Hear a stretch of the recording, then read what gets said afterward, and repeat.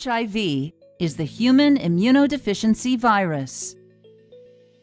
If you have HIV, you have an infection that damages your immune system over time and causes AIDS. AIDS stands for Acquired Immunodeficiency Syndrome. It is the final stage of an HIV infection when your immune system is damaged and too weak to fight off ordinary infections. When foreign invaders, such as bacteria and viruses, get into your body, they can cause infections. These events activate your body's defenses. The white blood cells of your immune system are part of your body's defenses. One type of white blood cell, called helper T lymphocytes, or helper T cells, strengthen your immune system's response to infection in two ways. First, helper T cells release chemicals that attract other white blood cells to the site of the infection. These additional white blood cells attack the invading bacteria or virus, as well as other infected cells. Second, helper T cells release chemicals that cause other white blood cells to multiply.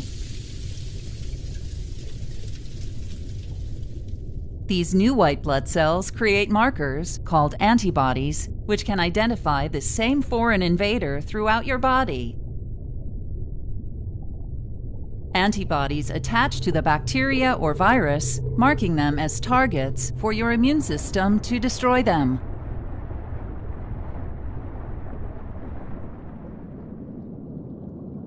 If you have HIV, it travels through your blood and other body fluids to infect and kill certain white blood cells. The virus enters helper T cells, which are the primary target.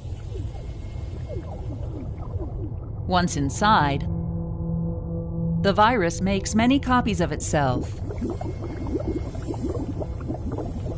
As these virus particles are made, they leave the damaged helper T cell to infect other cells. The T cell loses its ability to protect the body from the ongoing infection and dies. In this way, HIV spreads and kills more of your helper T cells, weakening your immune system. As a result, other types of infections are able to take advantage of your body's inability to defend itself. These infections are called opportunistic infections.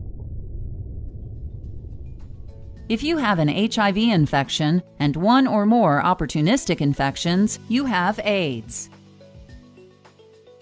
Some of the common AIDS-related opportunistic infections are inflammation of the tissues covering your brain and spinal cord, called meningitis, inflammation of your brain, called encephalitis, respiratory illnesses, such as pneumonia and tuberculosis, intestinal illnesses, such as chronic diarrhea caused by infectious parasites,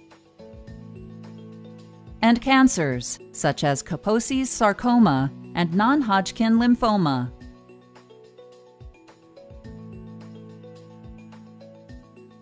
HIV passes from person to person through infected body fluids. HIV can enter your body during unprotected sex, while sharing drug injection needles, during your own childbirth, while breastfeeding from your mother, or from contaminated blood or blood products. Although there is no cure for HIV, drugs called antiretroviral medications can reduce the amount of HIV in your body. One class of antiretroviral medication, called entry or fusion inhibitors, disrupts the HIV infection process by preventing the virus from attaching to your cells. Other classes of antiretroviral medications include reverse transcriptase inhibitors, protease inhibitors, and integrase inhibitors. These drugs prevent the creation, assembly, and spread of new viruses. Your doctor may prescribe a combination of these drug classes known as highly active antiretroviral therapy, or HAART. Antiretroviral medication doesn't completely remove HIV from your body, but slows it down enough to enable your immune system to fight infections. Regular blood tests will let your doctor know how effective your antiretroviral medication is in controlling HIV. If the number of helper T cells is high enough in your blood sample, your medication is working. Treatments for the opportunistic infections of AIDS are medications specific for each type of infection. For example, your doctor may prescribe antibiotics if you have pneumonia or tuberculosis. To avoid getting or spreading an HIV infection, know your HIV status and your partner's status by getting tested regularly. The most effective way to prevent HIV infection is to avoid vaginal and anal sex. When engaging in sexual activity, you will be less likely to contract HIV if you only have sex with one uninfected partner or use latex condoms for protection.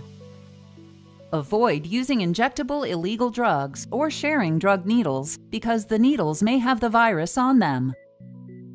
Avoid intoxication from drugs or alcohol because you will be more likely to engage in unsafe sexual behavior.